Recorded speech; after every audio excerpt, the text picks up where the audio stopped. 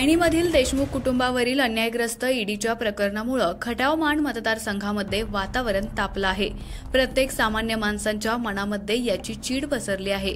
खटाव माण मतदारसंघामध्ये शेतकरी, सर्वसामान्य कष्टकरी वर्गाच्या प्रश्नावर लढणारी स्वाभिमानी शेतकरी संघटनेची फौज सुद्धा या न्यायग्रस्त कारवाईला विरोध करण्यासाठी कारवाईच्या ठिकाणी गेली। आले उत्पादकांचा लढा नुकताच यशस्वी करून औरंगाबादवरून परतल्यानंतर ताबडतोब राज्य प्रवक्ते अनिल पवार आपल्या पदाधिकाऱ्यांना घेऊन ईडीच्या कारवाईच्या ठिकाणी पोहोचले। आपण या ठिकाणी कारवाई करत आहात, आमचा कुठलाही या कारवाईला विरोध नाही, पण अलीकडच्या काळामध्ये फेक कारवायांचे प्रकार वाढू लागलेले आहेत। त्यामुळे या ठिकाणी आलेल्या ईडीच्या अधिकाऱ्यांची आयडी कार्ड आम्हाला चेक करायची आहेत, अशी भूमिका स्वाभिमानी शेतकरी संघटनेनं मांडली। जवळपास अर्धा तास स्वाभिमानीच्या पदाधिकाऱ्यांनी सुरक्षा रक्षकांबरोबर वाद घातला। स्वाभिमानीच्या पदाधिकाऱ्यांची सुरक्षा रक्षकांबरोबर शाब्दिक चकमकही उडाली। तुम्ही उत्तर द्यायला पुढे येण्यापेक्षा ईडीच्या कोणत्याही अधिकाऱ्याला आमच्यासमोर आणा आणि ते अधिकारी ओरिजिनल आहेत की कारवाईचा फार सुरू आहे याची माहिती घ्या, अशी भूमिका त्यांनी मांडली। सुरू असलेली कारवाई योग्य की अयोग्य हा प्रश्न नाहीये, मात्र जे अधिकारी आहेत ते ओरिजिनल अधिकारी आहेत का याचा तपास आम्हाला करू द्या, अशी भूमिका स्वाभिमानी शेतकरी संघटनेचे राज्य प्रवक्ते अनिल पवार यांनी मांडली। स्वाभिमानी शेतकरी संघटनेचे संस्थापक अध्यक्ष राजू शेट्टी यांनी हिम्मत असेल तर माझ्यावर ईडीची कारवाई करा असं म्हणत ईडीच्या कार्यालयामध्ये ठाण मांडलं होतं।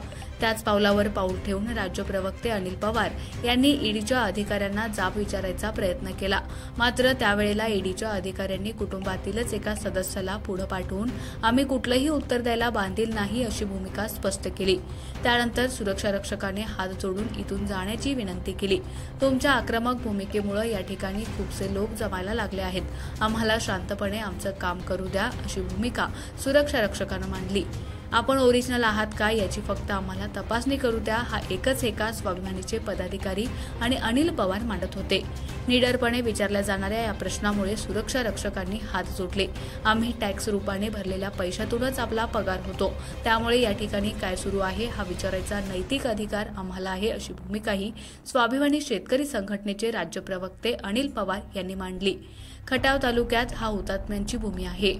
स्वातंत्र्य आंदोलनामध्ये हुतात्मा परशुराम घारगे यांच्या नेतृत्वाखाली ब्रिटिशांच्या विरोधामध्ये चलेगावचा नारा देत 9 सप्टेंबर 1942 रोजी वडूज येथील कचेरीवर भव्य मोर्चा काढण्यात आला।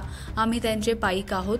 देशमुख कुटुंबीय दोषी असतील तर त्यांच्यावर जी काही कारवाई सुरू आहे ती होईल, त्याच्याशी आम्हाला देणं घेणं नाही, पण भ्रष्टाचारी आमदाराचा बुरका फाडण्याचा प्रयत्न करणाऱ्या देशमुख कुटुंबियांवर अशा पद्धतीनं ईडीच्या चुकीच्या पद्धतीनं कारवाया करून ब्लॅकमेल करण्याचा प्रयत्न करणार असतील तर आम्ही तो प्रयत्न तालुकावासीय कदापि खपवून घेणार नाही, तर आम्ही सुद्धा हुतात्मा घारगेंच्या नगरीतले पाईक आहोत, अशी भूमिका स्वाभिमानी शेतकरी संघटनेचे राज्य प्रवक्ते अनिल पवार यांनी मांडली।